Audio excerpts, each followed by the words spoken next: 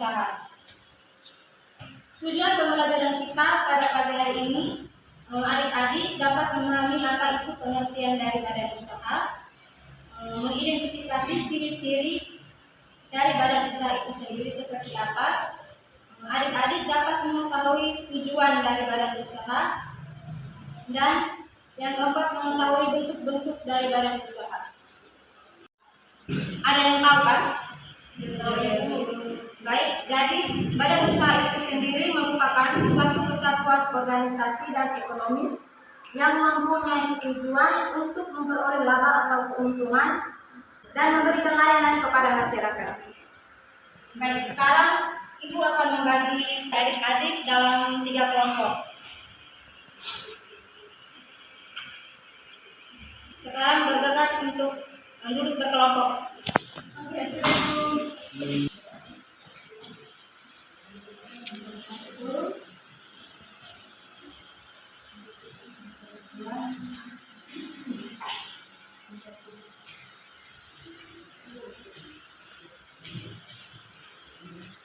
Ibu kasih waktu 5 menit untuk mengerjakannya. Apakah sudah selesai adik-adik? Sudah, Ibu. Baik, jadi ini kita berdiskusi saja ya.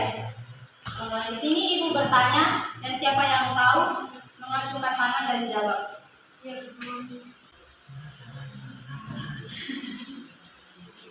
Di sini setiap kelompok, ketua kelompoknya menjelaskan terkait soal yang Ibu berikan kepada teman-teman kelompoknya, supaya sebentar Ibu tanya itu semuanya tahu jawab. Siap, Ibu. Baik, kuis nomor 1. Pertanyaannya, siapa yang tahu ciri-ciri dari badan usaha? Silakan. Ciri-ciri badan usaha. Yang pertama, punya tujuan meraih keuntungan. Yang kedua, memanfaatkan modal. Yang ketiga, pemanfaatan tenaga kerja. Yang keempat, berada di bawah pimpinan usahawan.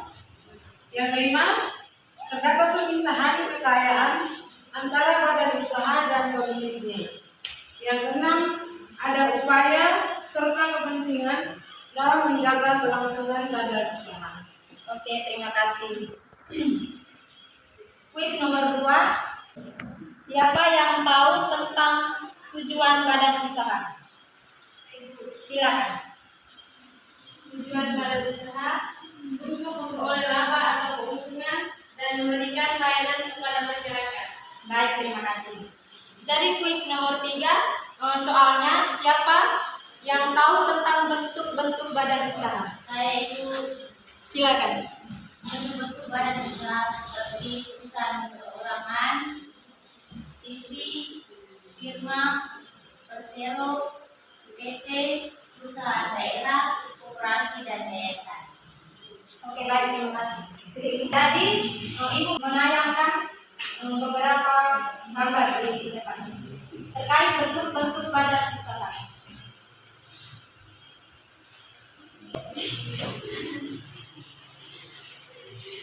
Jadi bentuk badan usaha yang pertama itu perusahaan perseorangan.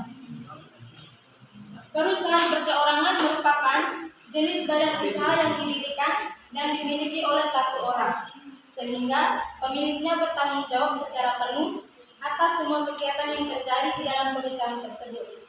Selain tanggung jawab atas kegiatan, pemilik juga bertanggung jawab sendirian atas risiko usahanya. Contohnya seperti di depan adik-adik yang bisa lihat, penjual bakso, rumah makan, ya adik-adik ya. Iya, Ibu.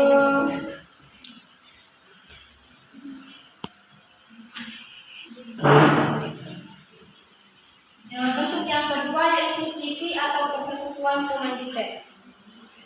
CV atau komanditer adalah bentuk kerjasama usaha antara dua pihak, di mana salah satu pihak hanya memberikan modal dan pihak lain bertanggung jawab mengelola dan mengatur modal yang ada. Contohnya seperti CV yang motor di depan tadi bisa lihat ya. Bentuk yang ketiga yaitu firma.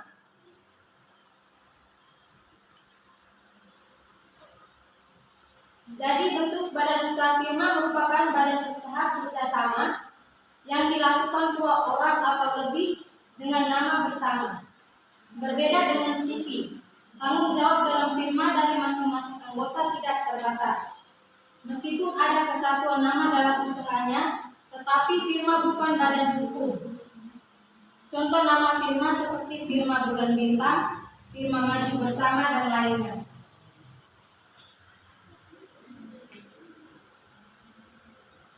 Bentuk yang keempat yaitu PT atau perusahaan terbatas. Pasti adik-adik sering mendengar tentang PT kan? Sering.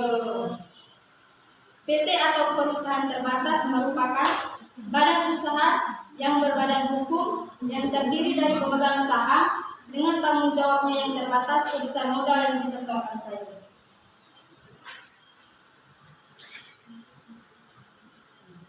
Bentuk yang kelima yaitu persero atau perseroan terbatas negara.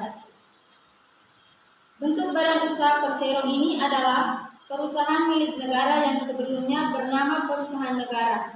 Sifat dari persero ini sama dengan perusahaan pada umumnya, yakni untuk mendapatkan laba sebesar-besarnya.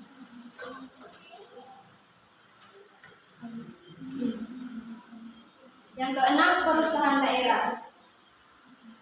Jadi perusahaan daerah ini merupakan perusahaan yang sahamnya dimiliki oleh pemerintah daerah atau Pemda. Biasanya dikenal dengan sebutan badan usaha milik negara. Tujuan didirikan perusahaan daerah yaitu untuk mencari keuntungan, di mana keuntungan yang diperoleh akan digunakan untuk membiayai pembangunan daerah tersebut. Contohnya perusahaan daerah air minum. Yang ketujuh, koperasi. Jenis badan usaha koperasi ini merupakan sebuah organisasi ekonomi yang dimiliki dan dioperasikan oleh sekumpulan orang demi kepentingan bersama.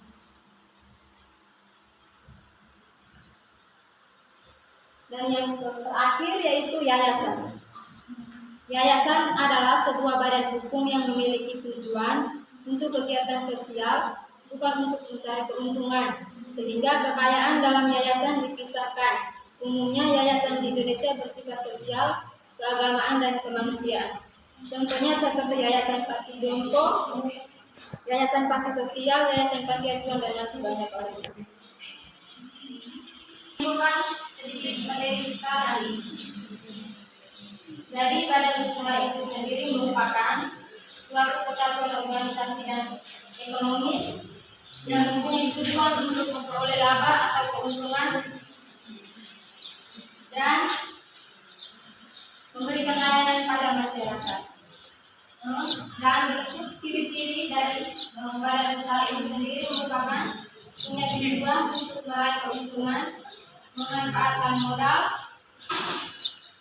tenaga kerja, berada di bawah pimpinan seorang usahawan, terdapat pemisah kekayaan antara badan usaha dan pemiliknya, dan ada upaya serta kepentingan dalam rencana kelangsungan hidup badan usaha.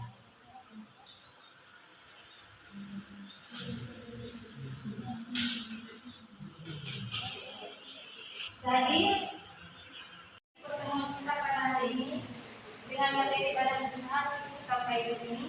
Pada pertemuan kali berikutnya tentang masalah ekonomi. Jadi pulangku, ingat belajar, jangan lupa cari tahu masalah ekonomi itu apa, supaya minggu depan ibu masuk tuh adik-adik mereka sudah punya bayangan. Selamat siang. Siang, Ibu.